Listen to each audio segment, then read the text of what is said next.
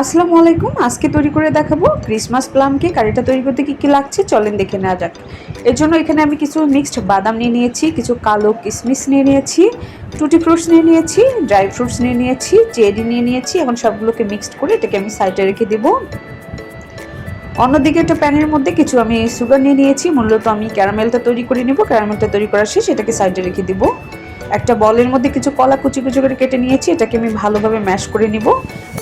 Mash করা হয়ে গেলে এখানে আমি চিনি দিয়ে দিব, তারপর মেল্ট করা বাটার দিয়ে দিব, ভ্যানিলা দিয়ে দিব, আর সবগুলোকে ভালোভাবে মিক্সড করে নিব।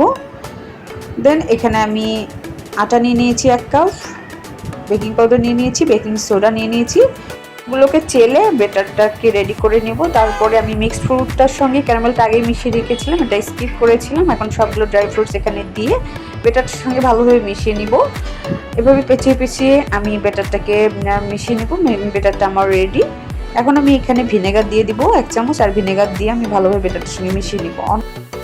অন্যদিকে আমি একটা 7 ইঞ্চি মোল্ড নিয়ে নিয়েছি, আর মোল্ডটার মধ্যে সবগুলো বেটার আমি এভাবে ঢেলে দিব। তারপর উপরে কিছু চেরি দিয়ে দিব, কিছু ক্যাশনাট বাদাম দিয়ে দিব, কিছু কালো কিশমিশ দিয়ে আমি কেকটাকে ডেকোরেট করে নিলাম। অন্যদিকে আমি একটা চুলার মধ্যে একটা পাতিলের মধ্যে স্ট্যান্ড বসিয়ে দিয়েছি, আর স্ট্যান্ডটাকে 5 মিনিট প্রিহিট করে নিব। তারপর এখানে কেকটাকে বসিয়ে দিব।